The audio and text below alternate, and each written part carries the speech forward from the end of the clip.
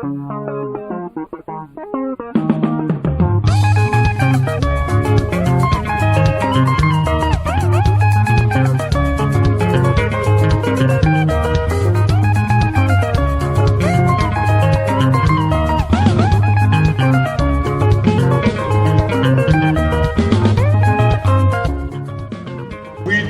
write a constitution for today. We write a constitution for posterity, for future generations.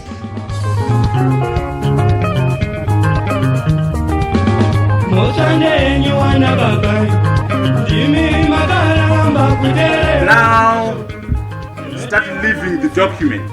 We must make the document part of our lives. Constitutionalism is more important than a constitution.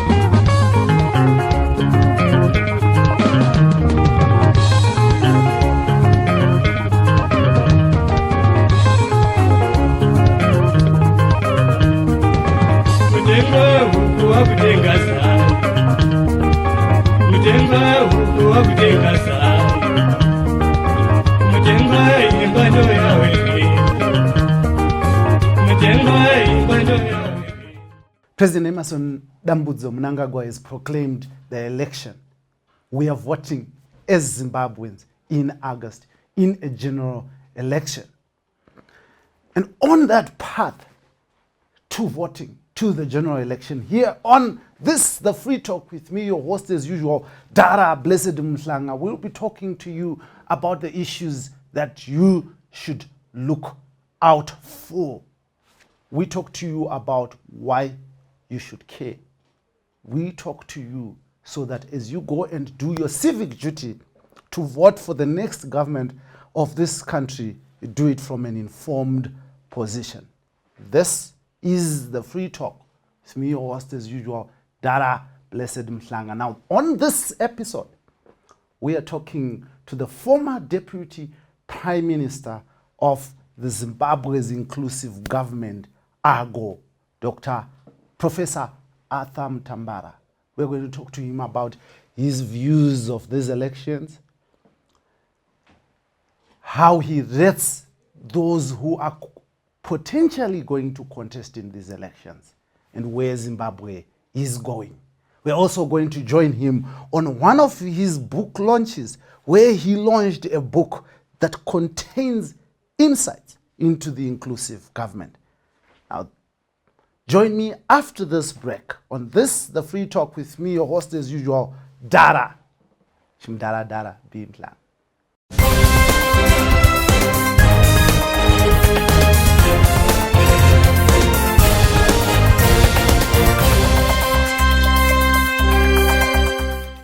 Welcome back to this, the Free Talk, and here I am in conversation with Professor Arthur Mutambara, Deputy Prime Minister of Zimbabwe during the inclusive government.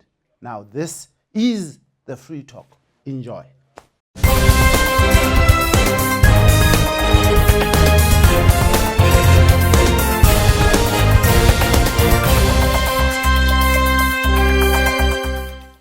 Professor Arthur Mutambara, you have served in government, and right now there has been talk that our government has made a shift from the past, maybe from Robert Mugabe, from the GNU to something better. What is it that you see? Do you see any change, any transition from the First Republic to the GNU to the Second Republic? There's no shift whatsoever. There's no change whatsoever. If there's any change, it's for the worse. There's no Second Republic. There's no new dispensation. Mugabe was part of a system. The system is still in place. Mnangagwa is a crude version of Mugabe on corruption, on tribalism, on incompetence. He's worse because there's no finesse. Mugabe had an element of finesse around him, but this one is very crude in terms of the naked corruption and naked incompetence. So there's no shift whatsoever. There's no Second Republic in Zimbabwe. There's no new dispensation in Zimbabwe. In fact, we've jumped from the pan into the fire on many fronts. But this government has argued that it has strengthened the Zimbabwe Anti-Corruption Commission. It has given police its powers to arrest ministers. We have seen the arrest of ministers in the Second Republic. No. I hope you don't buy that. That's just propaganda. Very poor propaganda it is, you know. Because when you look at all indicators in terms of performance of the economy, in terms of corruption in the country, you know, that gold mafia, that Moti Zunadi thing, you know, and this SI for looting, these 32 helicopters which were, you know, overpriced and illegally bought. You know, some of these things will not take place under Mugabe. Mugabe was corrupt, there's no question about it. But these guys are brazen, very authoritarian. Job Scala is in prison, it's almost getting to a year now. Government has been convicted. We didn't have these, you know, excesses under Robert Mugabe. And these guys are insecure, very incompetent, and they're very quick to use force because they doubt their legitimacy. Whereas Mugabe had the veneer of being the founding father of the nation, brought independence, carried out the land reform program. This guy has done nothing. So he's very insecure, and also they're divided. It's a securocratic state. Their foundation is a coup d'etat. You can't build a democracy on a coup d'etat. That election in 2018 was rigged. Now we're going to an election without a voters' roll, with political leaders in prison, without political reforms, and he's boasting of 250 million personal money into an election. Mugabe would never do something like that. Not that he didn't have the money, but he was sophisticated enough to know that you don't boast about using your personal money. Personal money from where? That's national money. And right now, as I said in this presentation today, these guys have title deeds. They bought those farms using money obtained during banning, and they blackmailed those white farmers to give them title. So when there's a new government, you can't touch their farms. And no one is talking about it. You know, we only knew about the 21 farms because of the divorce. These guys knew about it. Why didn't they tell us? You think they didn't know that Bona had 21 farms? The problem is they have more farms themselves. Okay, there's no way Robert Mugabe would get 40 farms and his deputies have one farm each. Not at all. But anyway, there has been no shift. There's no new dispensation in Zimbabwe. It has gotten worse on all fronts. And competence of the highest level in terms of the management of the economy, and then democratic space has been narrowed. Authoritarianism on steroids. And the tribalism is now clansmanship. Family, clans, and immediate relatives at the expense of the country. But these guys were with Robert Mugabe for years. Yes. From the time before independence up to the time they ousted him from power in a coup. Wouldn't they have learned something about these finesse that you're talking about? That's the tragedy. You know, quite a number of people were hopeful after the coup because they were hoping that, well, maybe the coup could be a break with the past. It was a mistake because it was an internal conflict within ZANU that we're solving. They were not breaking the system. So they love the system. They have no objections to the system because the system benefits them. Arbitrage is my favorite one. They could stop arbitrage if they wanted to, but they can't stop it because arbitrage is a looting tool. You can move from 10,000 US dollars to 2 million US dollars in a week without production. By moving from your personal funds to the parallel market, from the parallel market to the central bank, you buy it in official rate, you go back. If you do that 3 times, you can convert 10,000 US dollars to 2 million US dollars. That's the system that is beneficial to them. So they are aware of the vices in the system, but the vices are to their benefit. We are going into an election just in a few months. What is it that you see as a former prime minister, as an academic, Deputy Prime Minister, as a former deputy prime minister, as an academic, and as a Zimbabwean? It's a tragedy because I don't see anything positive coming out of it. Because already the stories around the voters' roll this week, where people go and they can't find their names, the voters' roll is not available to the opposition. The political opposition is being harassed. Job Sikala and Gary Vume are in prison, are locked up as we speak. What kind of election can you have when your opponents are locked up? When your opponents cannot hold political rallies? So, and then in addition to the uneven playing field, then there's the brute force used in rigging.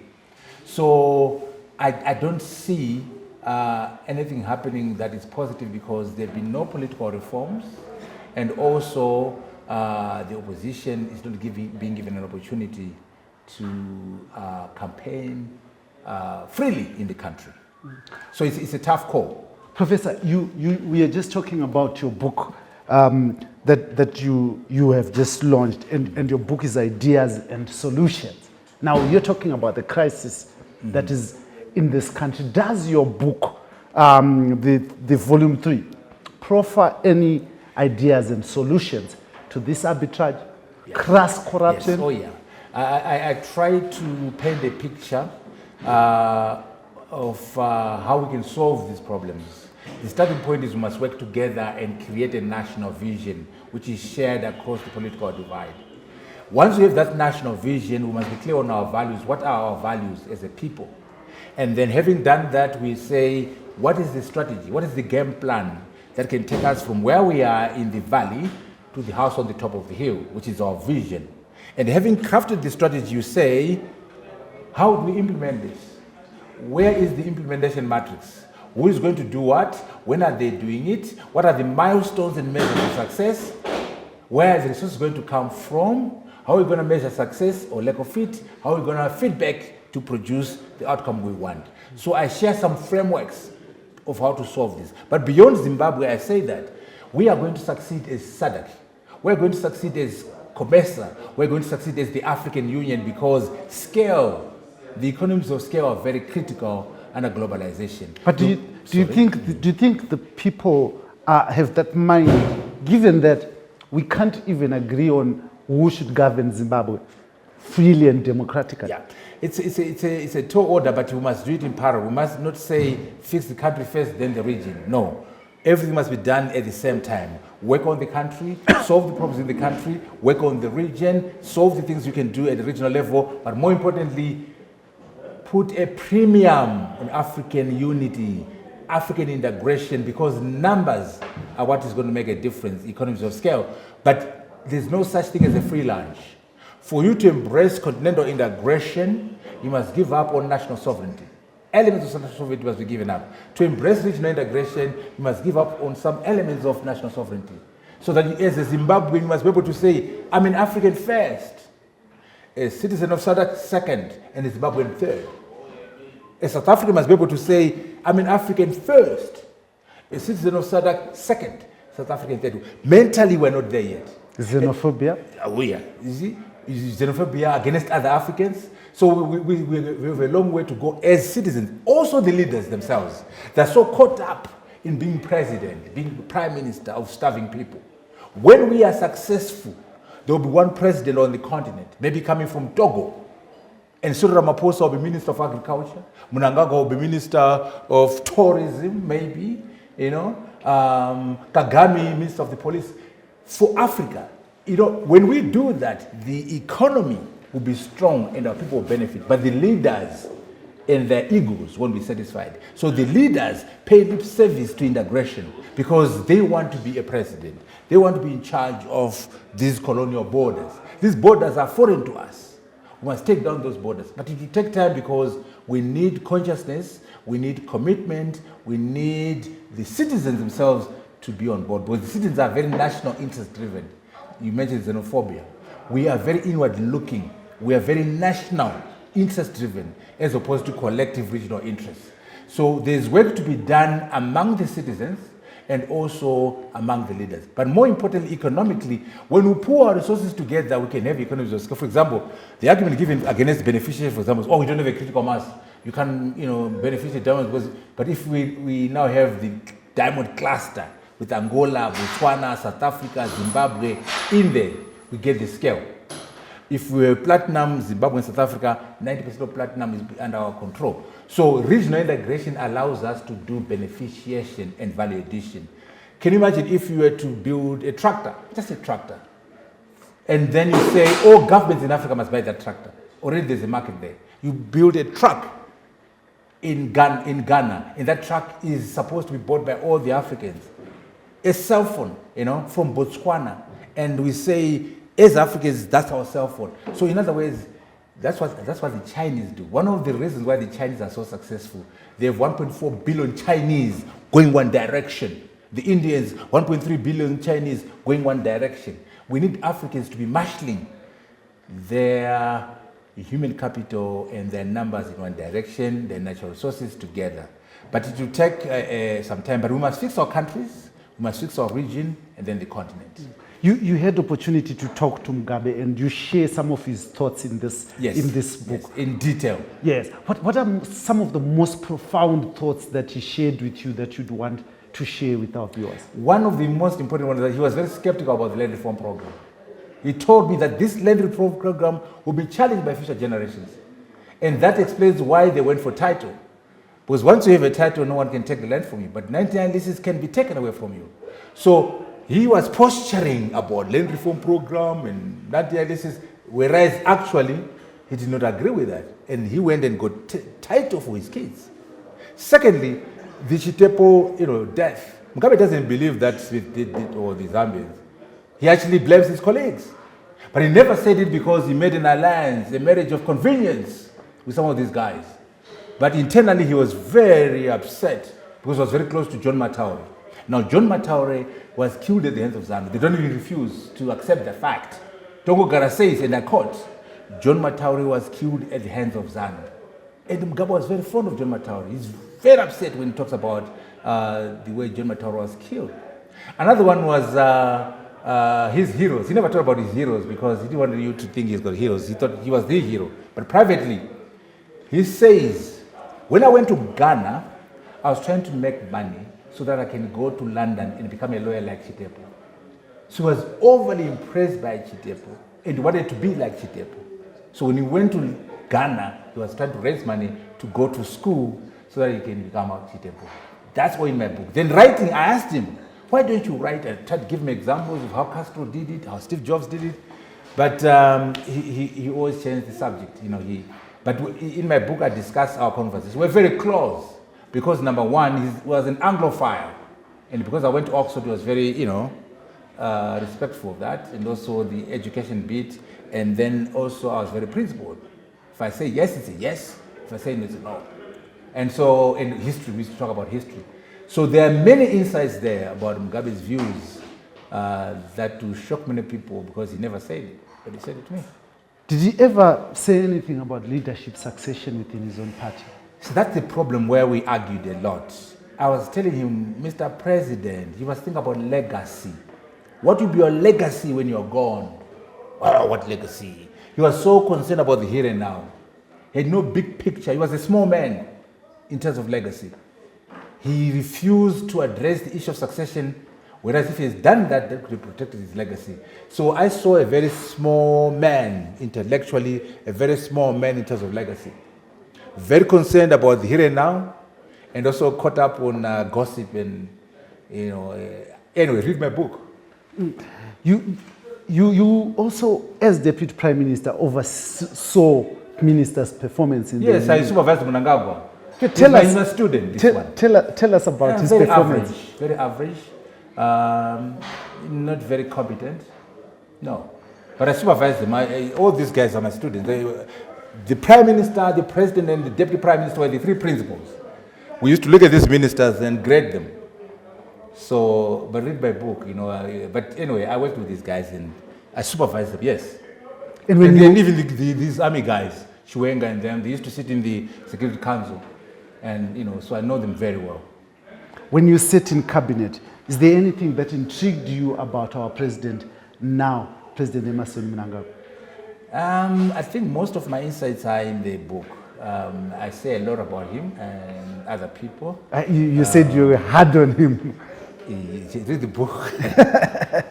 I was fair on him.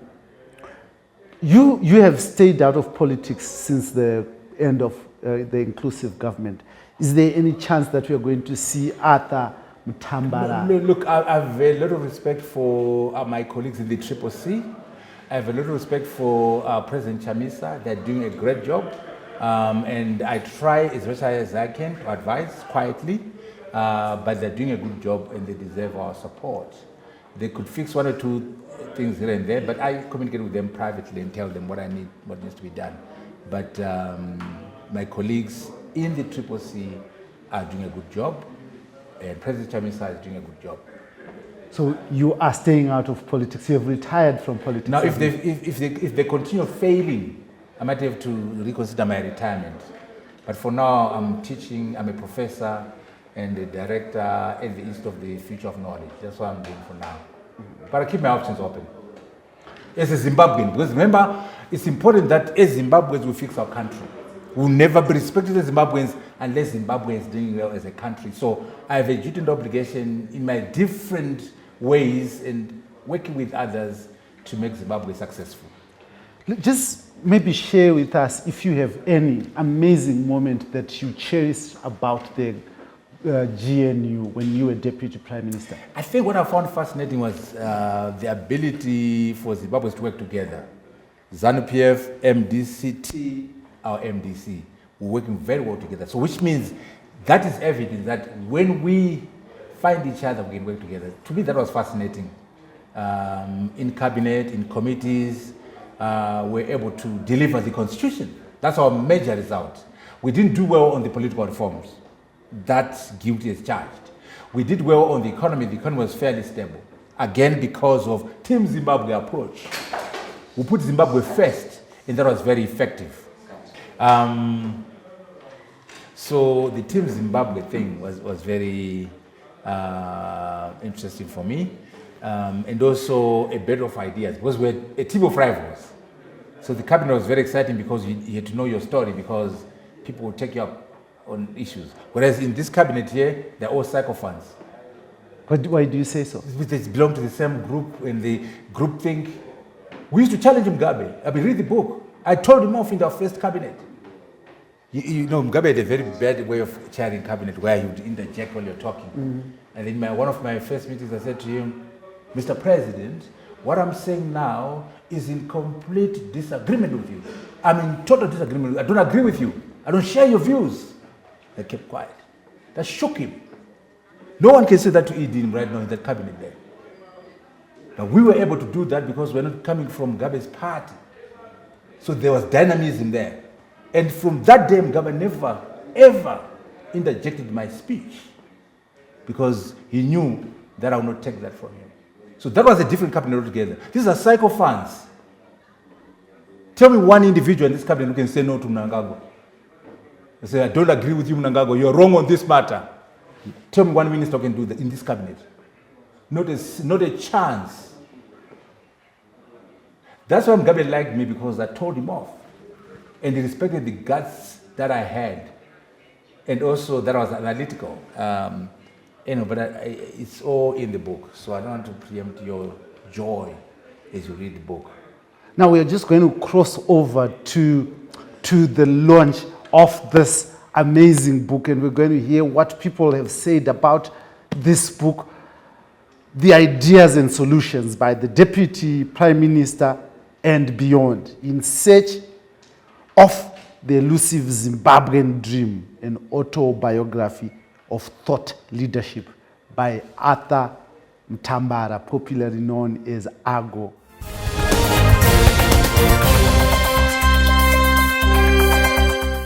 Thank you very much for that introduction, and thank you for allowing me this opportunity to share.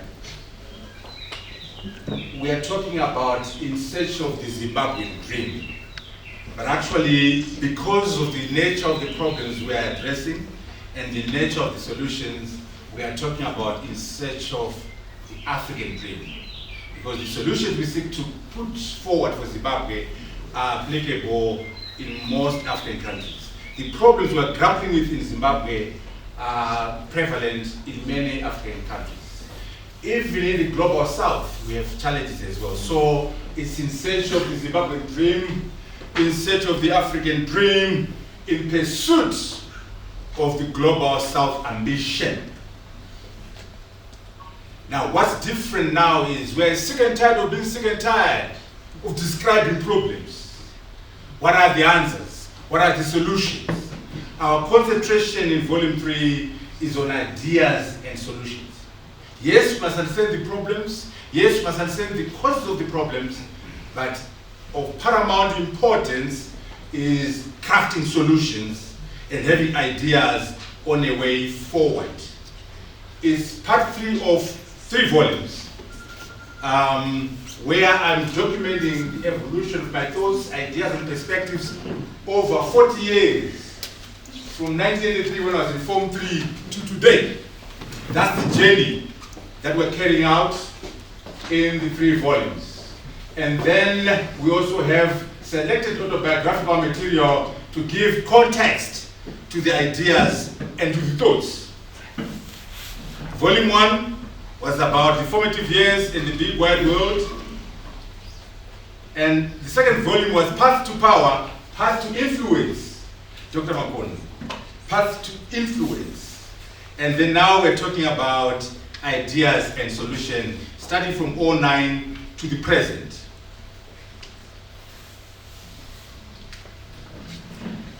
What we mean by thought leadership, we mean intellectual influence through innovative and pioneering thinking.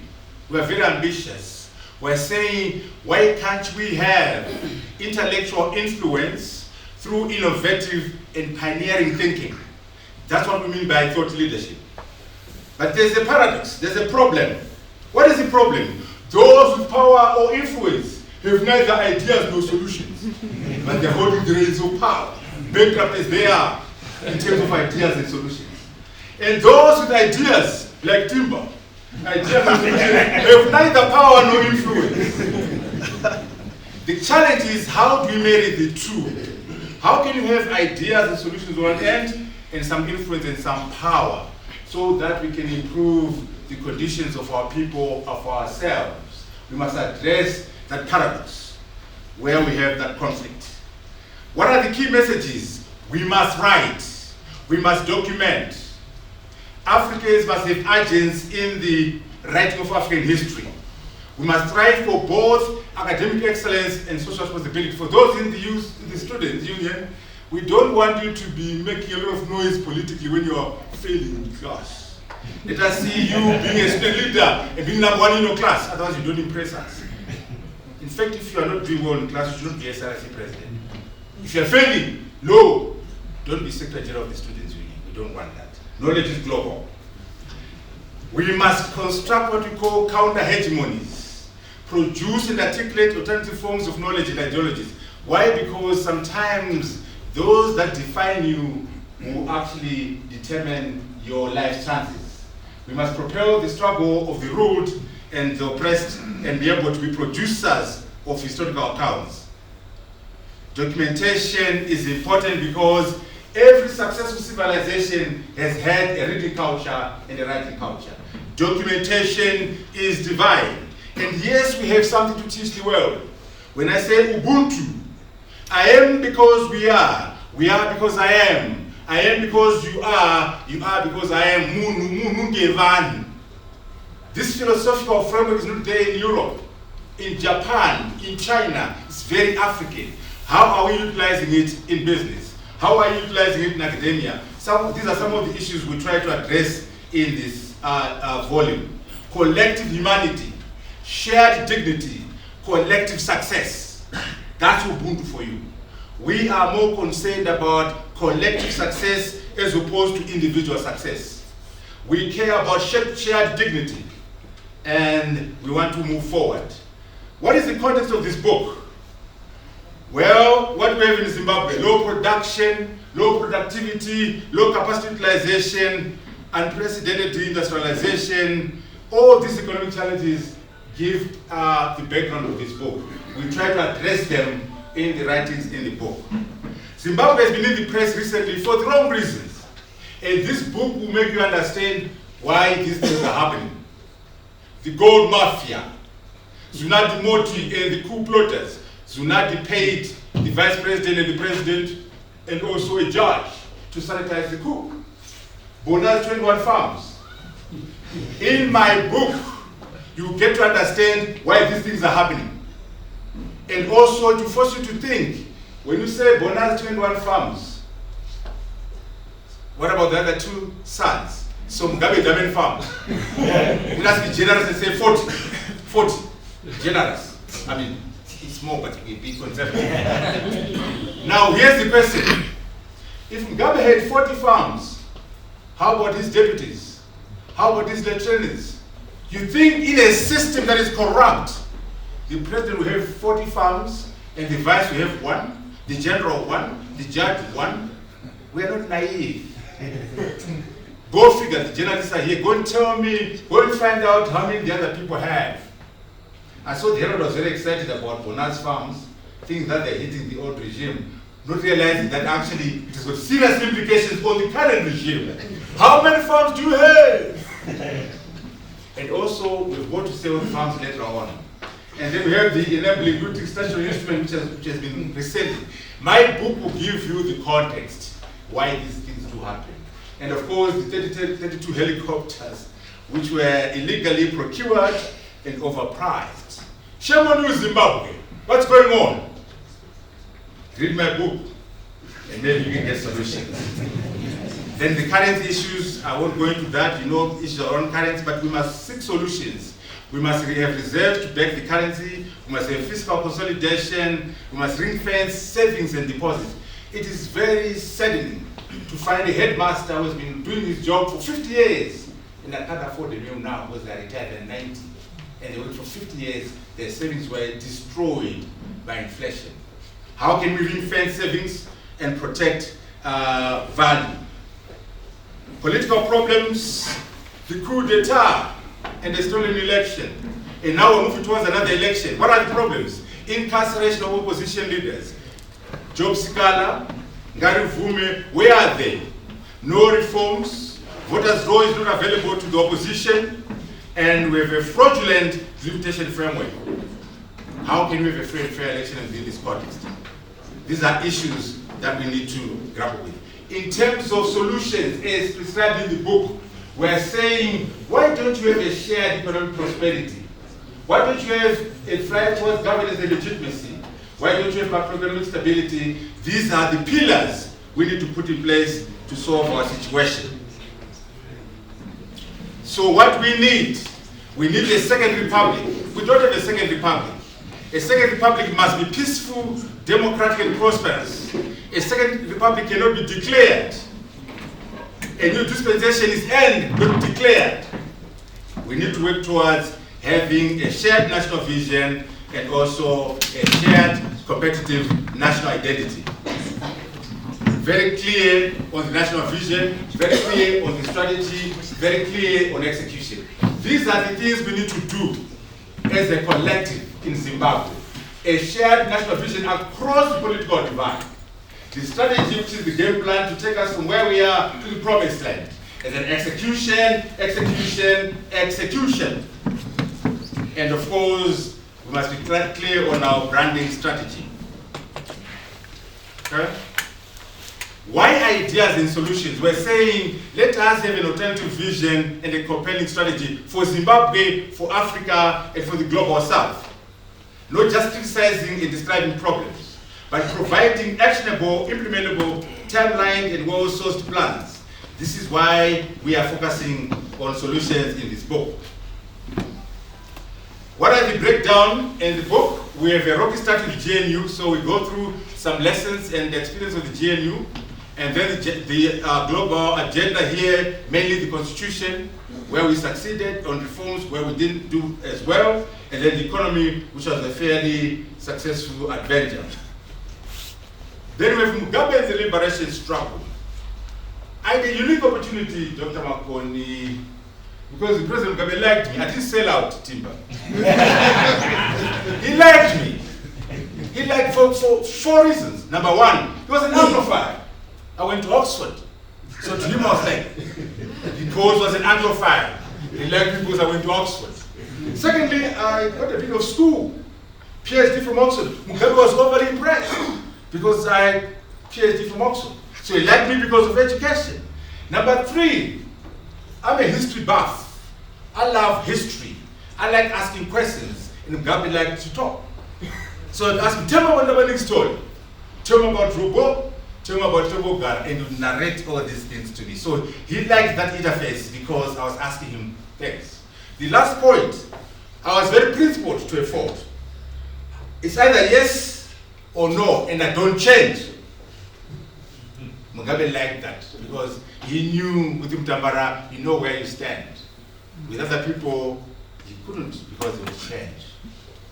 So we got along well, so I had 3 hours of bilaterals because of that understanding. And so you get in the book some insights, some views of Mugabe that he never told you, but told me.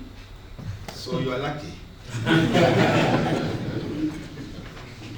What are the running themes in the book? Pan-Africanism, regional integration, African agency. You saw what happened during COVID with no agency. We must have African agency over a number of things. The discipline of gratitude. Grateful people are happy people, not the other way around. Read the book. Preserve the asset. The most important asset you have is your health. And we talk about how we preserve that asset. Technology is your friend. Artificial intelligence, artificial general intelligence, generative AI, ChatGPT. Don't fight those guys. They're your friend. Even if you want to fight, you won't succeed. Once technology has been invented, you can't uninvent it. Bitcoin. Make it work for you. Technology is your friend and you can't fight it. So those are some of the things we have in the book. Just to dramatize the issue of regional integration, Dr. Makoni, you were at SADC. Those are not economies. These are Mickey Mouse economies. Zimbabwe, $25 billion. What is that? Chicken change. South Africa, $500 billion, nothing. Botswana, that's not a country. Even Nigeria, there's a problem. This is a bit better. SADC, look at those numbers. TFTA, that's better. And let's look at real economies. China, 1.44 billion people, GDP 19.9.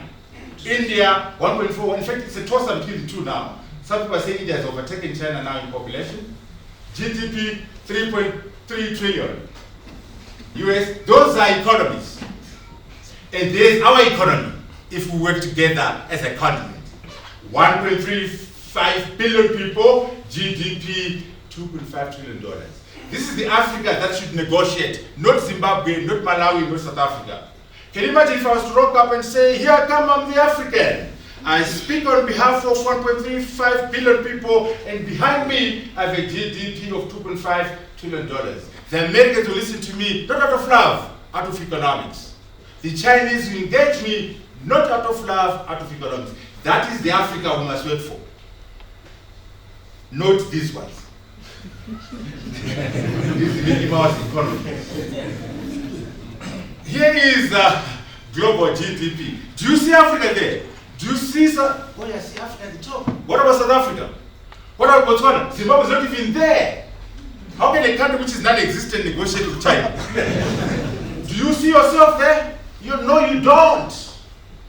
$25 billion is chicken change. I can see China, I can see the US, I can see Germany, I can see France, I can see United Africa. You can't have Zimbabwe have mega deals with China when they are not existent. Will tell me I don't see them. That's global GDP. We're dramatizing the importance of scale, the importance of working together. If we work together as Africa, then we can make some moves. And also we must have clusters. Can you imagine if we have a diamond cluster, Botswana, South Africa, DRC, and Zimbabwe, and Angola, who control diamonds globally, who control the price of diamonds. Platinum, Zimbabwe, South Africa, who control platinum globally. This is the strategy we are pushing for Africa. Some revelations from the book. Arbitrage. I saw Reverend Matonga here. Arbitrage criminalizes everyone, including the pastor. If you have your $500 US dollars, are you going to change it on the parallel market or on the official market? Tell me, Reverend. So the Reverend has been compromised. The bishop has been compromised. The prophet has been compromised. So arbitrage will mean official versus parallel. Everyone goes to the parallel, including our prophets. Because the prophets are dubious anyway. Including the pastors and the reverends. Now, arbitrage is a major looting tool, so they'll never remove it in Zimbabwe because they benefit from it. Let me dramatize to you. During Gono's days and now, it was a major tool. Illustration. If you start with $10,000 US dollars, $10,000 US dollars, let's say the exchange rate is officially 20 and parallel 200. You take the 10,000, you go to the parallel, you buy your bond notes or RTGSs. You go to the central bank because you are friends with John Makuchka or Gono, you buy the dollars at the official. You go back to the parallel, you buy the RTGS or the bonds, and you go back this way. I talk about it in the book. You can convert, Dr. Makoni, 10,000 US dollars into 2 million US dollars with no production. In a week, 10,000 big ones into 2 million big ones, not RTGS US dollars. It happened in this country. And you know the outcome of that, we go back to the farms now. Do you know that, and this is information I got from working in the system, none of these big guys have 99-year leases. They're holding title. Yeah. Do you know that? Yeah. Those 21 farms that Bona and her ex-husband talk about, actually they have title. You, the middle class, you, the war vet and small little army commander, you have 99, the big ones have title. How did they get title? What they did was they would chase away the farmer, take the land. The farmer goes to Harare, lives in a shack, goes to Australia, lives in a shack, and they follow them after 6 months. Mr. Farmer or Madam Farmer, what is the value of your farm? Oh, my farm is worth $15 million. Yeah. You'll never get anything. We'll never pay compensation anyway. You said 15? How about 4 million? And the farmer is desperate. The white farmer is a squatter in Australia and is dangled 4 million. And what do? They take the 4 million, they sign away the title, they don't tell anyone.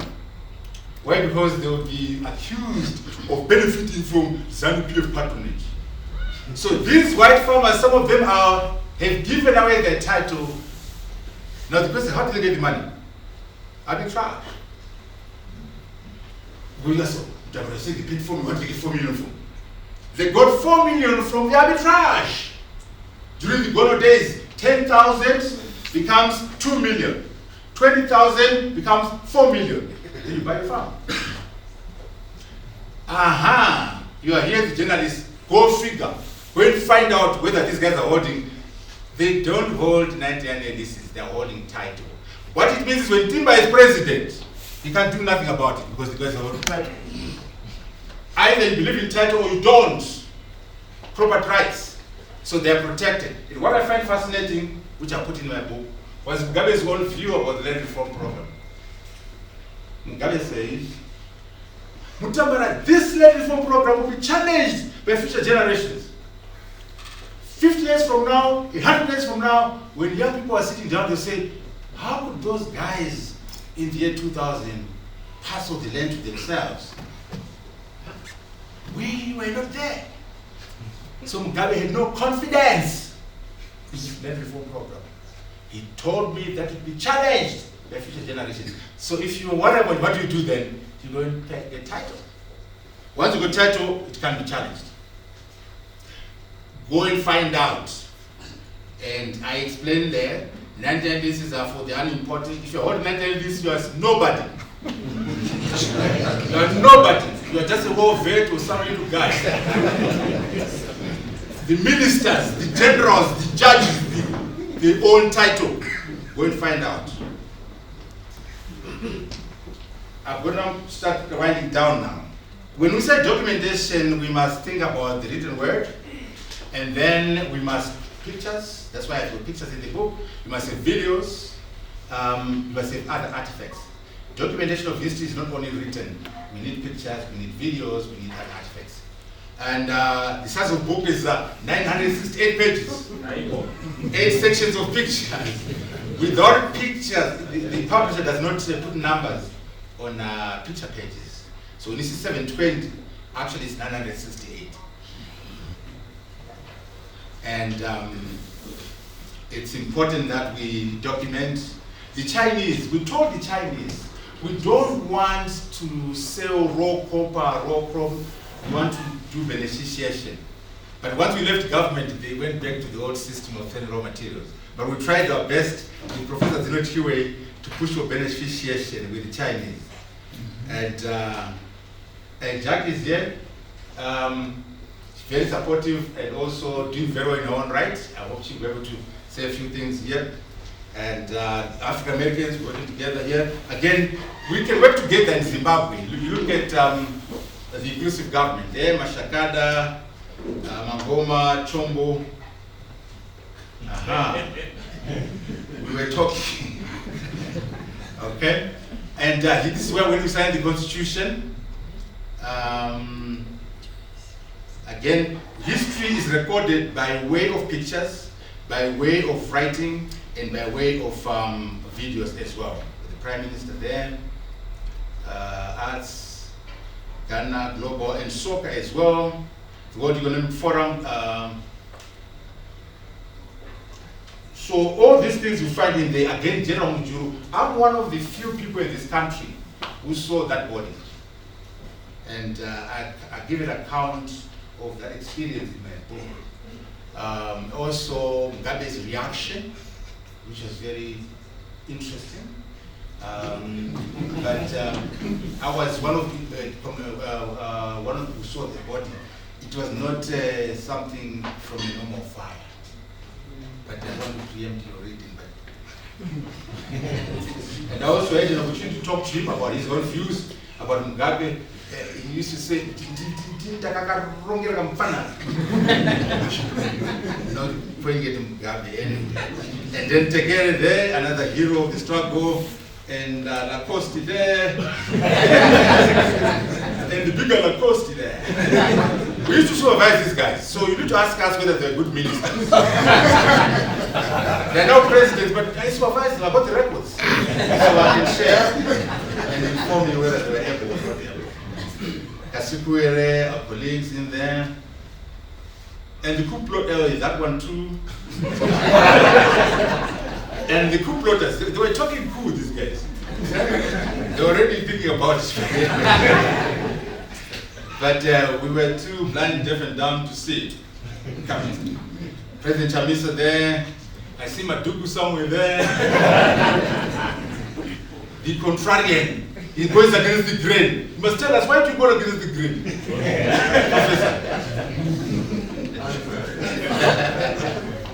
Oh yeah, this is now the coup. We attended the inauguration of the coup president. You need to ask us why we did it, but we did it. And the reason I put them in the book. And that's my brother, congratulating my brother. And I'm saying, hey, let's do this. This is the coup. This is the coup. Dr. Wagon was clever enough not to come. Some of us went there. The Prime Minister at the dinner of the coup. And so what I'm saying, history is also written by way of coming to the end here now. And then the end of the old man for paying our respects.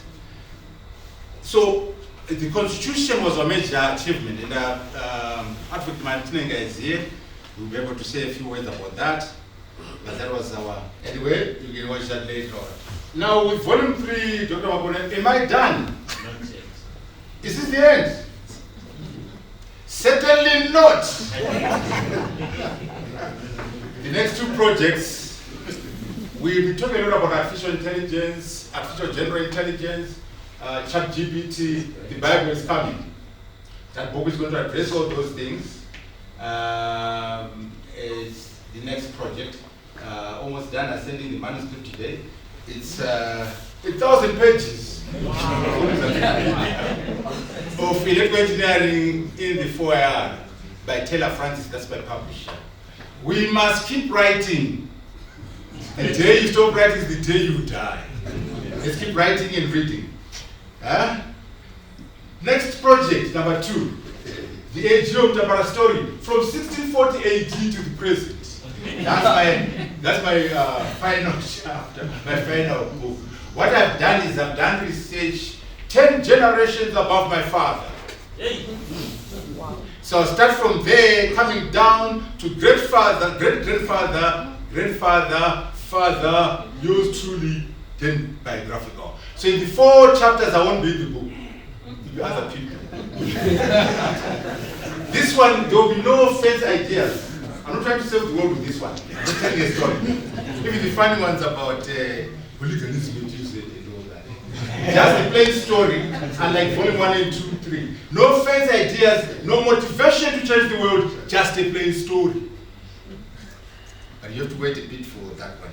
You know, so the Mutambara people, these are the ancestors, 10 above me.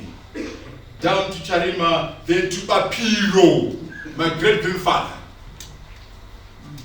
Then Chief Mutambara Marije, my grandfather. Then Philon Joseph Mutambara, my father. Then yours truly, number 12. That is the story there. And how did we spend the days and so on? That is the man. That is Mugabe, Chief Papiro Mutambara number 1. And he was doing very well. 12 wives and 43 children. And we are struggling with 1. So I need to go back there. Anyway, that's the founder of Mutambara. But his number, as you can see, is number 9 in my lineage. But that's where we, and some of Mutambaras are here, they're going to be singing. And at the time, Achaimba. And that's my grandfather and so on. Anyway, we are. And my father was a graduate Ford here. Then my mother, primary school teacher. Let's go to the chapel and get married. Graduate from Fort here, primary school teacher. Then something happened. And those kids were in the village. Marooned in the village. Passion, but hungry. I'm very hungry.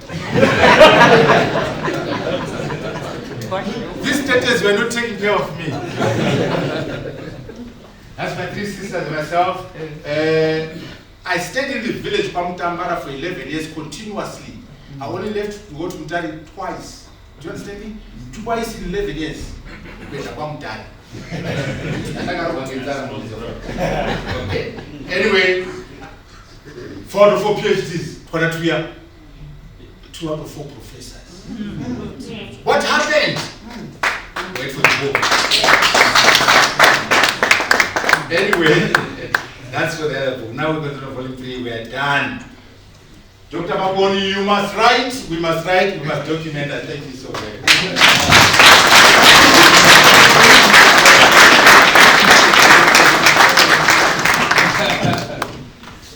Wow. This guy admires his great grandmother, father, who had 12 wives. And I congratulate him for keeping him on one side.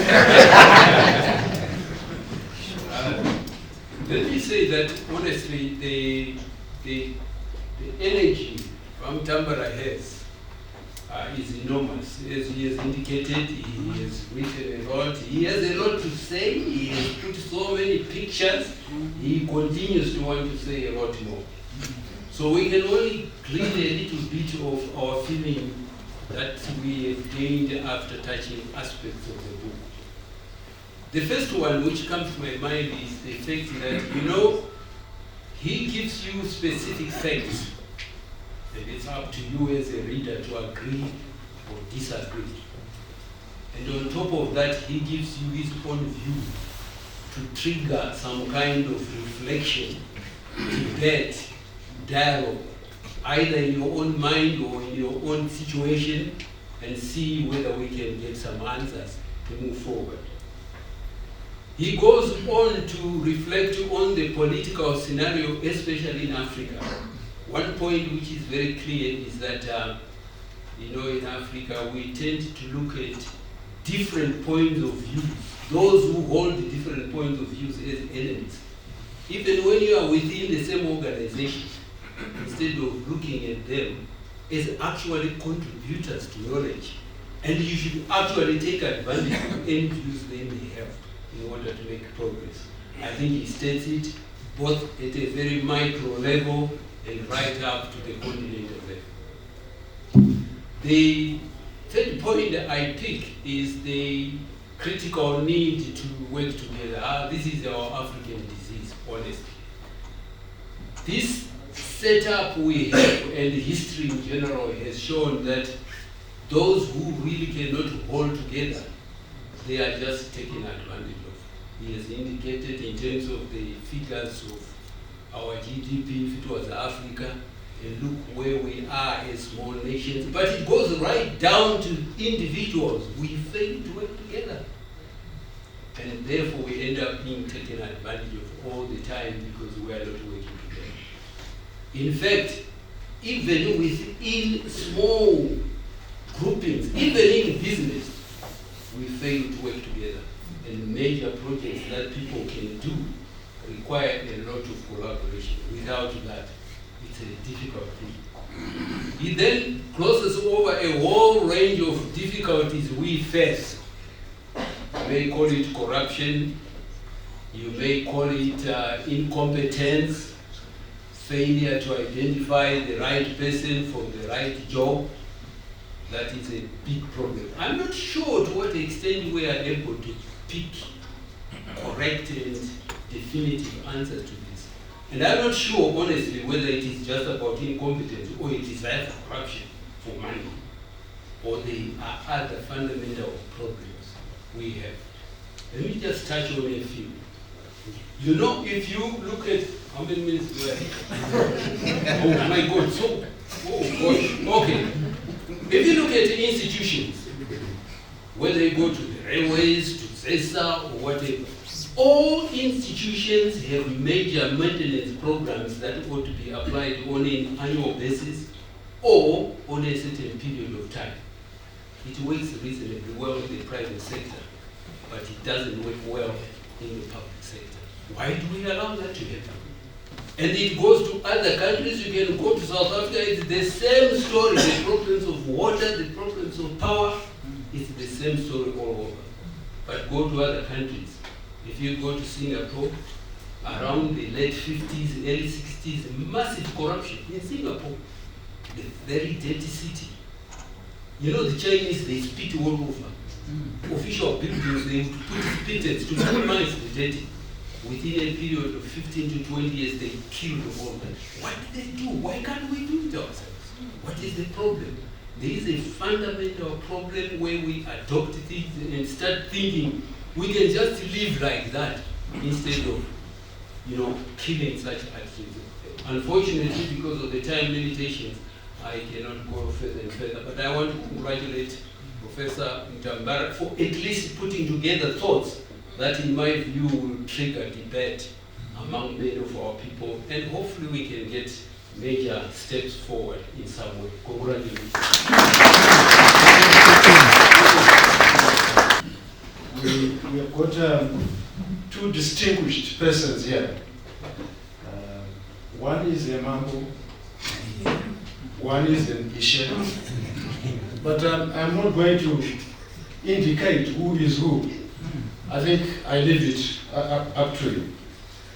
I just want to take on from what Professor Zanu said.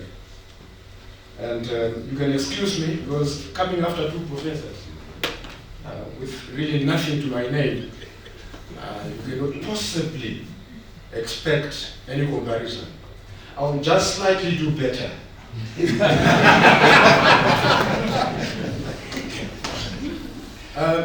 Professor Zanu, we are where we are today, I think, because of our obsession with the big man syndrome. Yes.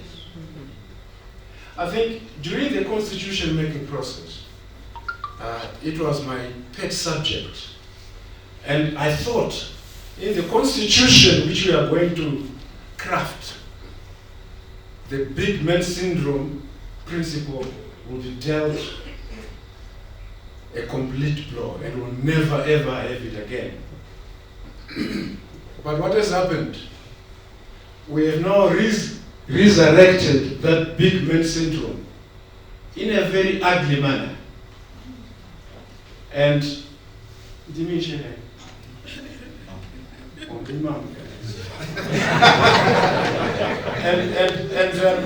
Arthur has addressed this issue in his book. And this issue is addressed when he touches on amendments number 1 and number 2.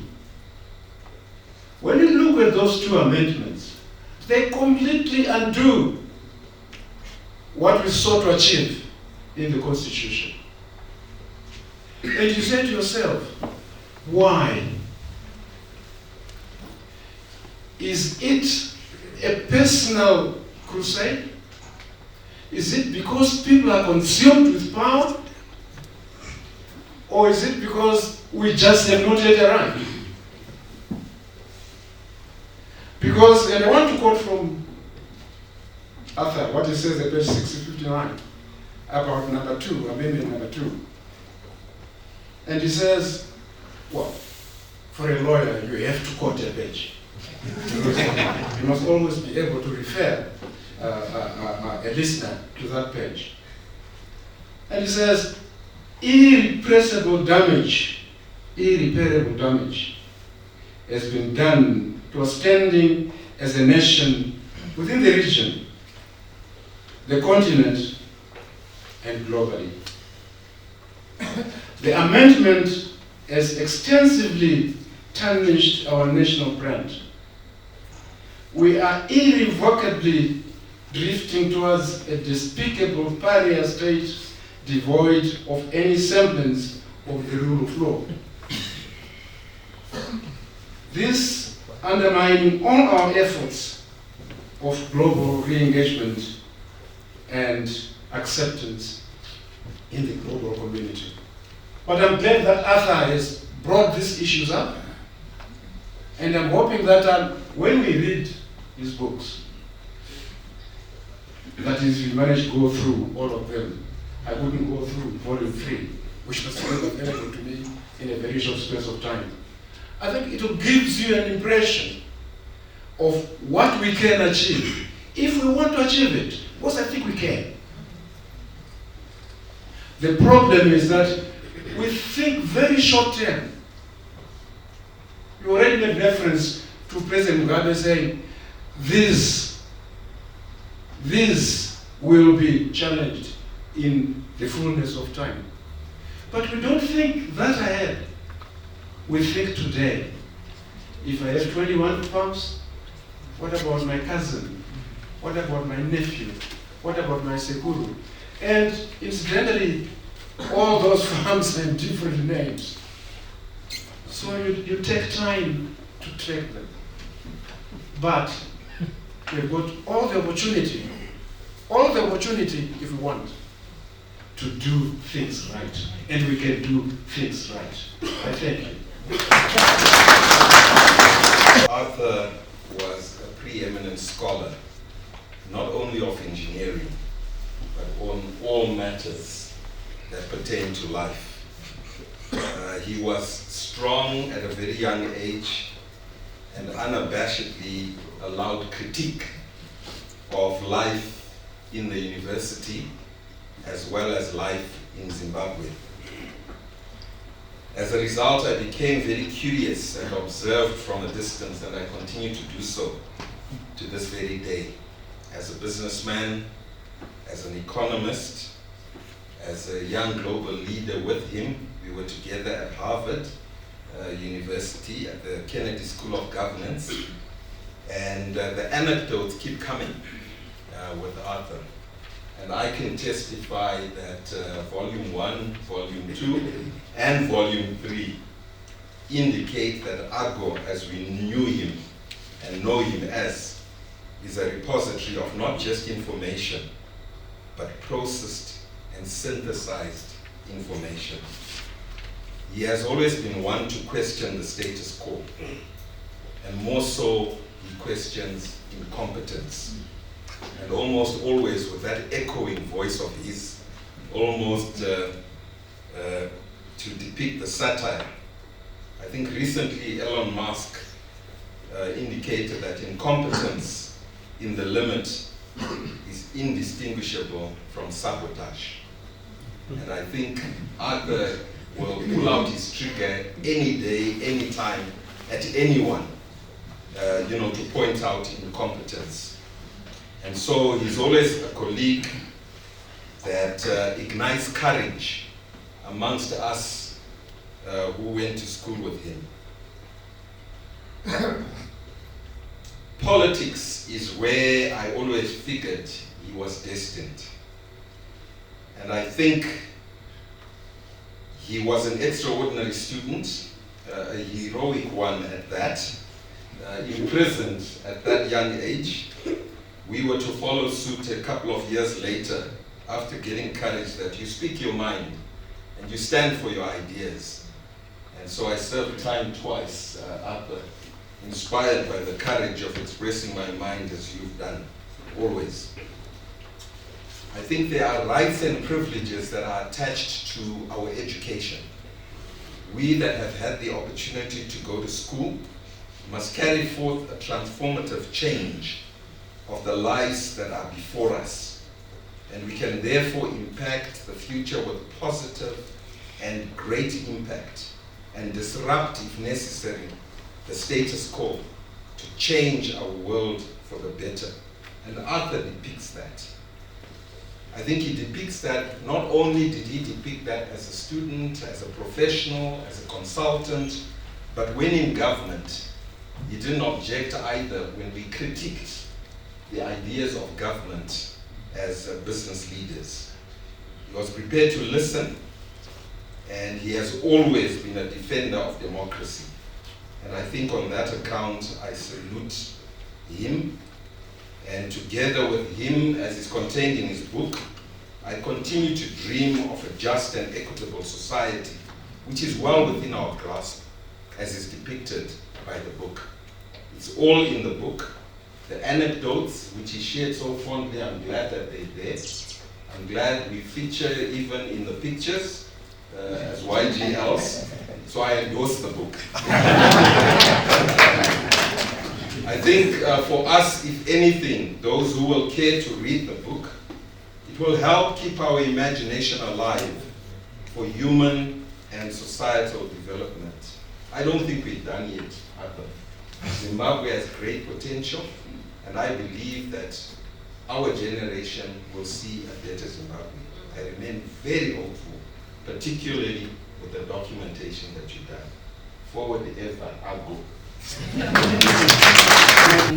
I want to just say that it's a surprising privilege for me to be asked to say a few words about what I think and about maybe also what I also envision about Zimbabwe and all. But I, of course, begin by congratulating Professor Arthur for putting down pen to paper, or as if now it's no longer PNA cartridge or whatever it is that you now put to paper, to actually document, firstly, very, very important and critical steps in the continuing of the making of our country's history, but also even more importantly for speaking out his mind and saying his thoughts clearly and candidly. I find it refreshing that today in 2023, to encounter that we have him saying exactly what he thinks and writing it and not being afraid to say it. I say this because I'm disappointed that personally, as a Zimbabwean citizen, I find a lot of censorship in our society. Thought censorship. I think we're even forgetting to think and are afraid to think. And then even then speaking, and a lot of it I must say is self-censorship. There's a fear, this is my experience, there's a fear somewhere out there, walk into maybe even any office, whether a government office, a council office, talk to somebody who's serving you, ask them their name, try to do that. I try and get references. People are afraid to speak. And I'm not saying that I'm not blaming them. And so we come from a history that even precedes the independence, where fear and so on are on. But I think it takes I think for me the most important thing that Arthur has done is to say it and to write it. And so if you don't agree with it, like what was said, I think by Professor, that's up to you, but to say it and to be candid and to be honest and to be frank, because I think we start to die as a nation when we don't speak what we think, and we're also afraid, and sometimes that let's speak and then we see what happens after that. Like, let's speak and let us speak.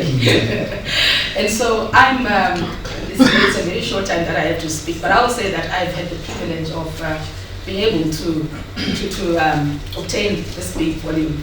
And I have a bias. I am interested. I think a constitution and a constitutional reform fanatic. So I went to, I thoroughly enjoyed, because those are the bits that I chose.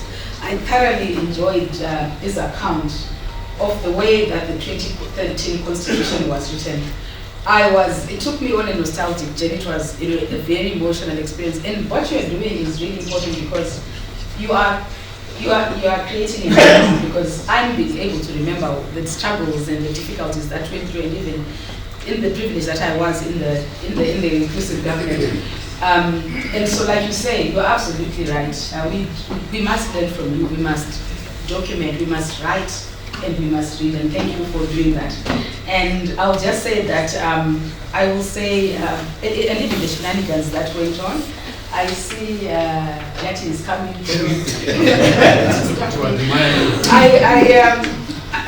I just want to go to page 106. That is actually such a very brief thing that I will just quote and read about what's happening now in the reforms to the Constitution that is being reformed before it's even used. And about how I think it's absolutely right. I observe that Mugabe and Zanu PF always cunning and one step ahead of us, silently take the approach that, well, we will play along, adopt and not implement, and change the Constitution as soon as we get a majority presence in Parliament. So I think it's really also up to us. And thank you, Ivan. I now know what AGI is. I now know what super intelligence is. Thank you. Really, Arthur, it's an honor for me to speak right here. Arthur and I have had many discussions. I've had the privilege to have with Jackie and Arthur at my home a couple of times, where we had dinner together and lots of discussions. And I have to say that I have a lot of respect for your intellect and, of course, for your frankness. Professor, you talked about Singapore, and where do you go wrong? And I think it all boils down to our mindset. Some say any society has the leadership that it deserves. And some say leadership, they're just a mirror of who we are. So we take responsibility. I have enjoyed discussions with Arthur because, as he says, it's not only Zimbabwe, but the whole of Africa. And you can even say all of us black people. Why? All the wealth that we have. You know, the only population of what, 15, 16 million people? And as you know, you go to Mumbai, Mumbai is about 21 million people. Delhi is 32 million people, twice the population that we have in this country. And yet we have all these diamonds and platinum and chrome, more than 60 different minerals can grow anything in this country. But look at the poverty, look at the conditions of our people. And I'm glad that people like Arthur here are analyzing what our problems are and offering solutions. The solutions are within us. We've always said we look west, where he was educated, we look east. But I think we have to look into ourselves, where the solutions lie. Arthur, thank you so much for what you've done. Good. Zinoida show exactly where I stand in relation to Arthur and his family's achievements. I think I should say quite clearly that for a person like me, I think I told her what's happening and where Arthur has come from. I have not yet come across any other person whom I can place at the same level as Arthur. Actually, in Nigeria, and so forth. Then she assured me, right?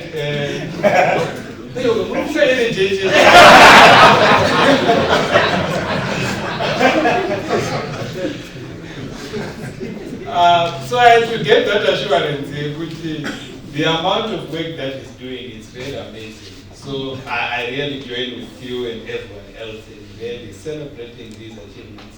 And my books are everywhere. But what I find also, and I have to say, is that his production levels, it's intimidating. So we can inspire you.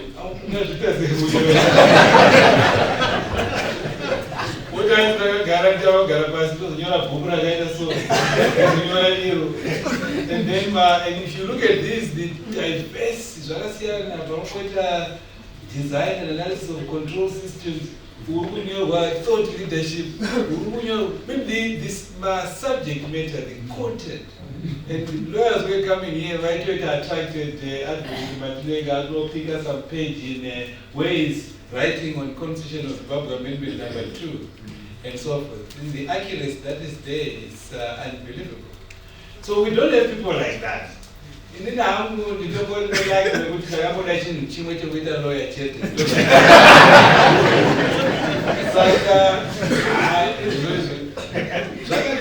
One thing is why I'm very close to him. As a lawyer, and don't watch you and no problem. So, who feel the other it does all that.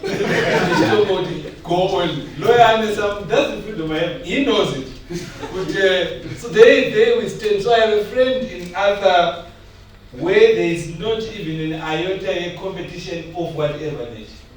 It is a relationship that is built on supporting. Tell me how to inclusive government. I don't know what to do. We're trying to keep the secrets of government. You read something in the Independent, go check it out. It's really true. It is nothing. We are very close friends. I don't know my God. With other they want to tell whether do down the. How this way keep a distance. One of my close friends and nothing every time this guy that 10 younger Minister of Finance. They don't want to once. Minister of Finance once. But I have to test every time.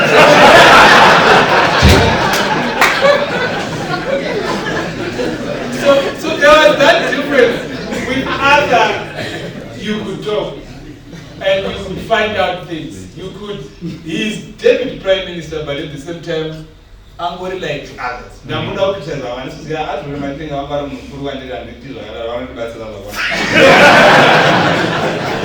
but I wanted to share that quality here. It's very important. You know what you're doing and so forth. So all I have to contribute now is to say to Arthur, Jackie, and the family, and all friends, here we have a great friend. We'll continue to learn a lot from you. Continue as always, thank you very much. I'm coming from a generation where I feel totally out of what is going on. I'm 80. And I was surprised that Arthur actually invited me to this. Because our generation has seen our time, and we really are people who should be backbenchers and just see how we bring the young to take things over. During the inclusive government, I just wanted to tell a couple of stories to contextualize that. I was in the EU Parliament, the ACPD, and we saw the new cabinet, and it was really exciting that we got what we wanted. Then when I arrived back, a police officer rang me from Chaminuka building and said, "Murukudi wapano," very arrogant. Because nani, and building. Because do you want to torture us again?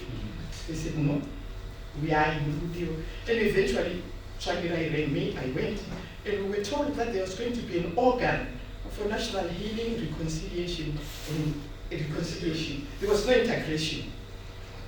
But when I was reading your book, this is the story I want to say, Arthur. This volume, you think we can read that in the time you gave us?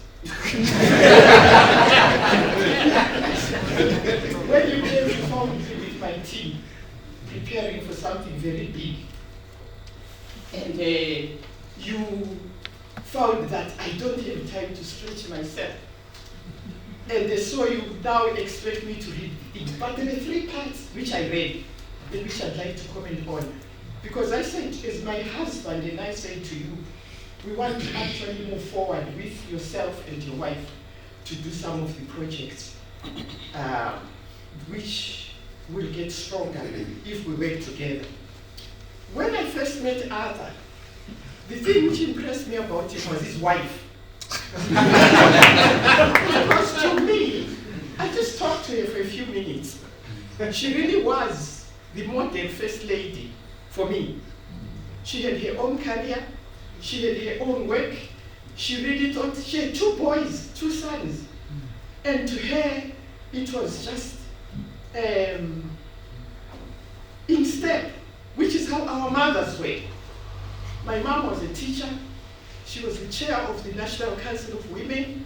She was the founder of the Radio Homecraft Clubs with Helen Vera, who was doing African Women's Clubs. She had 6 of us, and she never hired a maid. She trained us to actually do. She was exactly like that. And I actually told her that I really think you make the model first lady. And I also admired Arthur for marrying an equal. So the point I'm going to make, Arthur, have no room. In my time as a youth, and Arthur really reminds me of my husband's time as a youth. This year in Australia, we are celebrating the 50th anniversary of Herbert Chitepo's visit to connect with the international solidarity movement. And the Tanzanians were like you. They were connecting African liberation movements everywhere because they were mainstreaming the African agenda into the global one by getting Africa free through the OAU and the Liberation Center. Now, the 3 things we were fighting were racism, which was in the apartheid thing, sexism, and class. I was so disappointed. Sure. No picture of me. No picture of organ. But you know you're as an organ. Chapter 4, Unotiwe, page 62. In pursuit of a healed, reconciled, and integrated nation, peace begins with us all. I was ready. When now I came from Europe, and I was now a minister, the first thing I was like, excuse me, patron, can you take this? This is my hero. I'll not go tie in as why. Can you take this? Can give this to my Sekuru, sitting next to you. Sekuru Maleko. Two, you need to have the history of the country properly balanced. We will only remove Ruvengo when we understand how our totems network us. When I'm here, I just see Vanvandiri Hamanau, and I see my different close relatives, and I'm proud of that. And I'm not going to actually attack any of them, but to talk to them on where we should be going, in a way of respect, of love for the country together, and in a way of fairness to all. Right, Abbas? I'm going to be practical. I worked with Arthur in the same office. He was the Deputy Prime Minister, I was the Minister in the office. The things that Arthur shares in his books are things that we've always talked about. They are not new to me. We need to have a shared vision. Don't do that, Comrade Timber. We go nowhere. So these things are not new to me. When we walked into the Tama program, I'll share a story with you. There was no toilet paper. This is the citadel of power in this country. There was no toilet paper. The government did not have stationery where we could write letters. There were no pens. To me, this was a reflection of total leadership failure, which Arthur, in some ways, is talking about in his 3 books that I protest. Later, I had the opportunity to go and see Ms. Mugabe in his Muntapa office. And subsequently, the State House. I saw 2 things. First thing that I saw in his Muntapa office was the furniture which Ian Douglas Smith used to use. Then went to the State House, met with him, the so-called blue room. In there was still the same Victorian furniture that he inherited from the Rhodesian government. It said a lot to me. I forgot to mention there was a black and white TV in the Muntapa office. It said a lot to me about the mindset of the leadership that we had in the country. That we had people who intended to transform this country when they themselves were not transformers. You cannot have transformation without transformers. Their vision for this country, my understanding of it then, was that we need to replace the colonial leadership that was running this country by ourselves, which means a change of dramatic personnel, and then keep everything as it was. Africa faces that challenge. Arthur talks about this in his book in a smart way. Arthur is a writer, and he writes directly himself. And I give you again a story where he called Comrade Timber, come here. We have a problem. And it was the time that green fuel, the green fuel project was introduced in the country, and someone had come with something similar to a SI 635/2023 in terms of what should happen as far as fuel, the blending of fuel in this country is concerned. Someone intended to create a monopoly of one individual company. Okay. Monopoly by legislation, where they would say only this company will be able to. Very sad. This is the kind of leadership that we are dealing with. But Robert Mugabe saw beyond it and said, listen, there's a problem somewhere. And he was smart enough to say, Arthur, please, can you go and fix this thing? And Arthur called me and said, so what do we do? I said, Deputy Prime Minister, we must stop these people from stealing because they want to steal. But at that time, we were supposed to be sitting in a committee with him. But he already had the draft report on that committee. Of what needed to be done.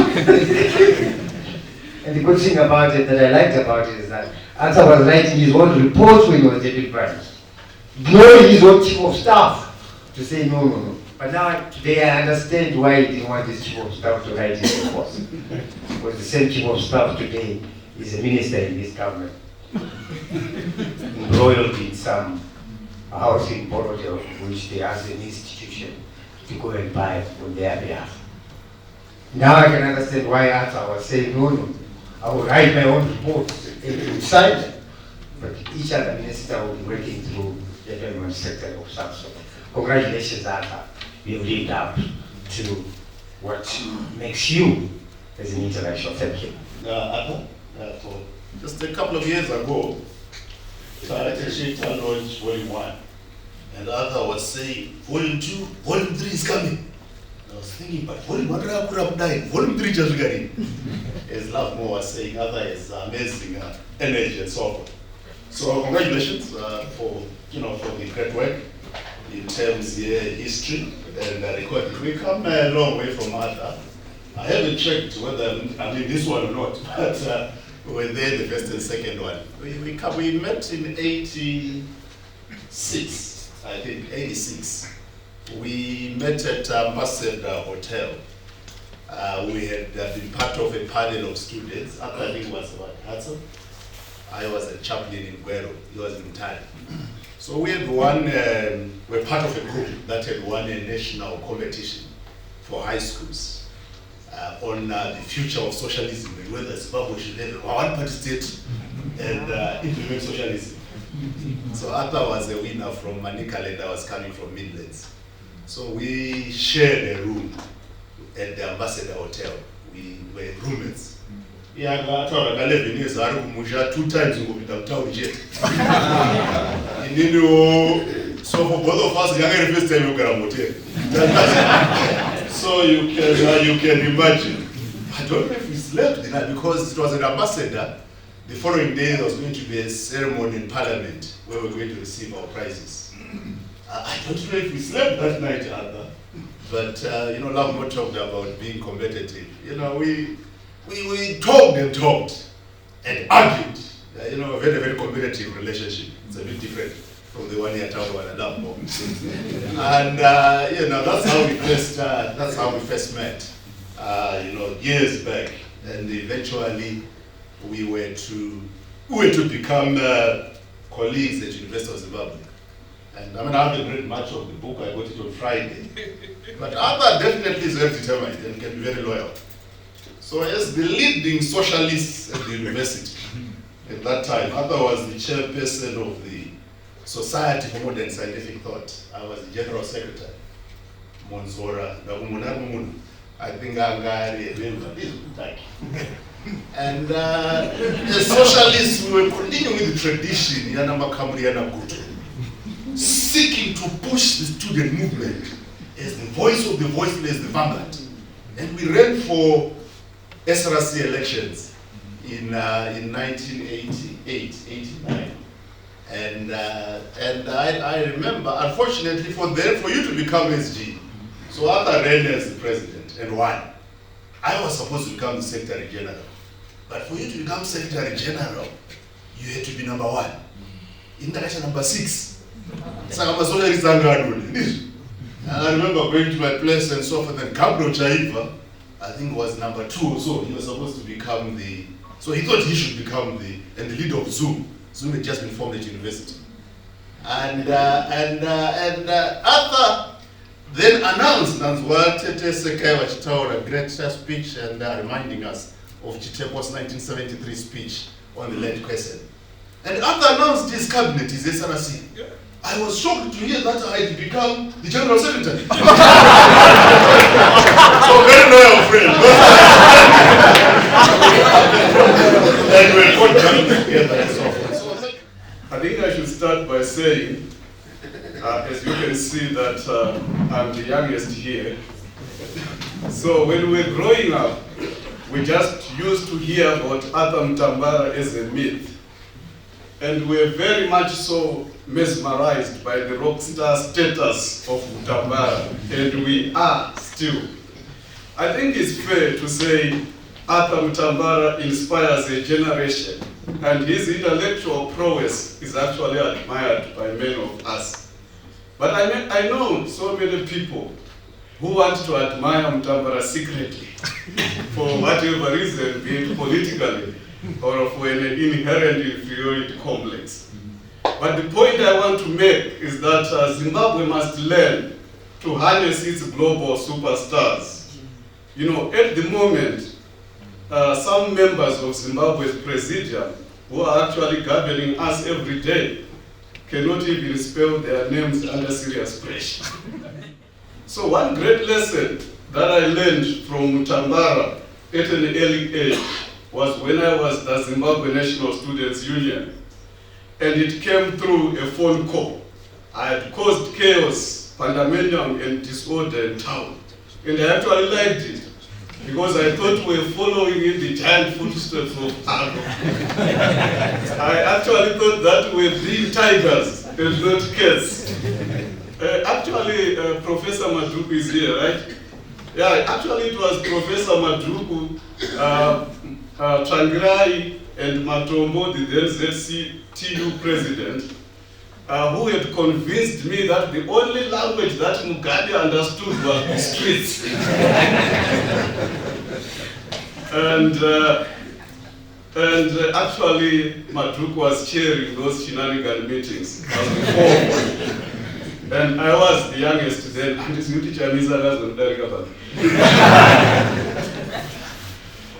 So we had to make the streets ungovernable until Mugabe gave in, right? But then I received a phone call from Argo, and he said, Zamchia, I see you are being first in the streets, but are you first in class? He said, as a student leader, as a president, you must be first in class and first in the streets. Then I pretended as if the network was breaking. Because that semester I had not done so well. We had a duty to make the streets ungovernable until Mugabe gave in. And I was accountable also to Matuku. So, I'm saying it now because I know they can't arrest Matuku now. It's the Second Republic. The book also partly omits some critical roles of other selves in the pursuit of the Zimbabwean dream. For example, Mutambara writes nothing about Zamchia. Imagine, Timber, all the work that I did behind the scenes, the technical work during the GNU. After all, I am Mutambara's Gazaland homeboy. I'm also a fellow PhD graduate from Oxford University. So I thought Mutambara would favor me the same way he was liked by Mugabe. And a former student too. Well, but the point I want to make, a serious point, is that do not be sad when you don't find what you think was your critical role in the book. Because it is an autobiography, an account of the self. So any omissions or subtractions should not take anything away from this seminal book. But it can generate salubrious debate and lead to new research to enrich the world of ideas and solutions. It's an account of the self. So don't be sad when you don't find what you think is your critical role. You can also write one. Congratulations for now, President Mutambara and the First Lady. It seemed very ambitious, it seemed impossible, and even I can't believe that we are finally here celebrating the final volume in the trilogy. And I have a confession to make. I haven't actually read the book in the way that you are going to read it. And the reason for that is because I was the editor-in-chief.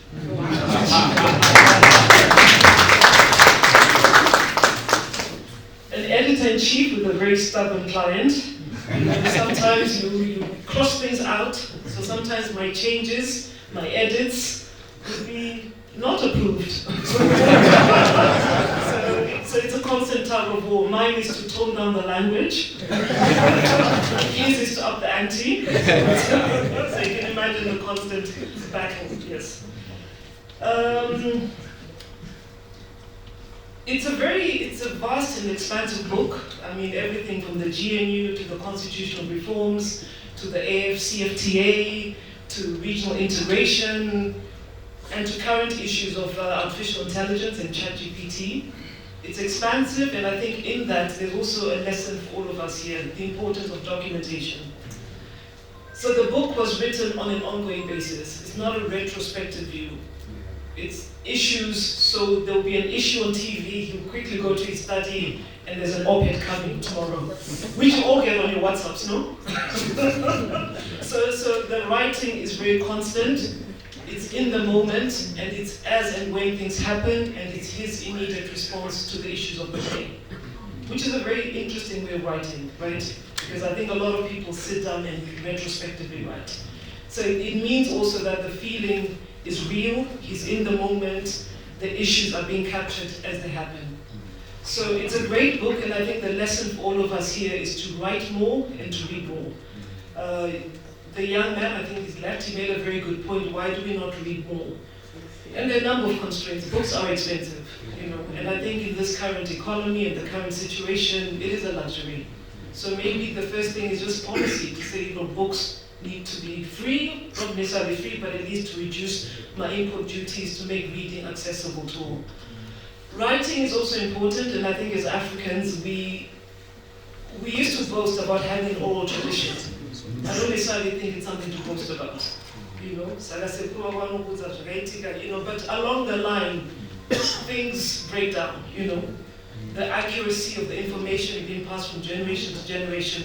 So I don't think it's anything to be proud of to say Africans, we have an oral tradition. I think when you know better, you do better. So we are all in this room, we are all educated. We know it's important to write, so let's not just rely on oral traditions. Let's all start putting pen to paper to write our stories and our perspectives, you know. Let's all, like Arthur, be witnesses to history as it happens. Thank you very much, and thank you all for coming. Professor, I want to thank you very much for joining me on this, the Free Talk and Proud Partnership with the Frederick Newman Foundation. But just before you leave, just before we let you leave, what message from your heart, what would you want to share with the people of your country, fellow countrymen, especially as we go to this? We, the people of Zimbabwe, are the ones we have been waiting for. No one is coming to save us. We are going to save ourselves. We must understand that the Zimbabwean situation, the Zimbabwean problems will be solved by Zimbabweans. Let us take a vested interest approach to Zimbabwe. We are the ones we have been waiting for. As a Zimbabwean, as an African, you never be respected unless and until Zimbabwe is doing well as a country, unless and until the continent of Africa is peaceful and prosperous. It doesn't matter what your profession is, journalist, academic, engineer, doctor, pharmacist, farmer. Our destinies are intertwined.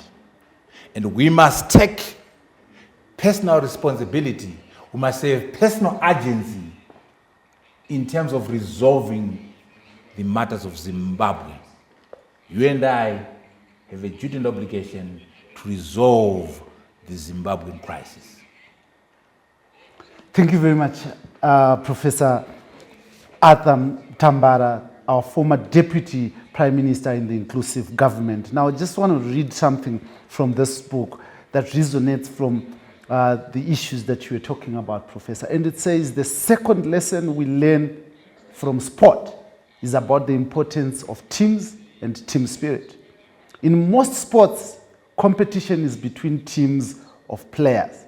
I know, though, that with chess and golf, each competitor is on his or her own.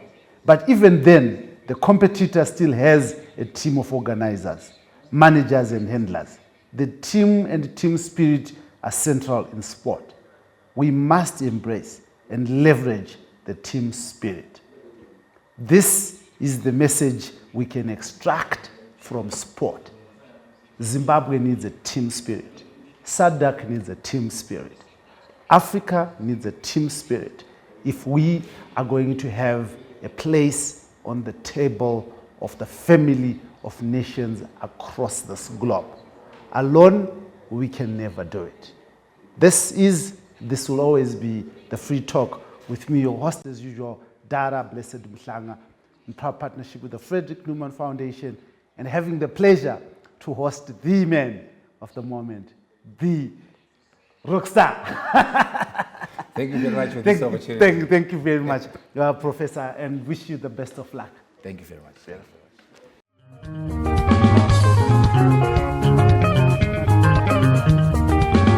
Mochane nyuana babai, dimi magala mba kudera.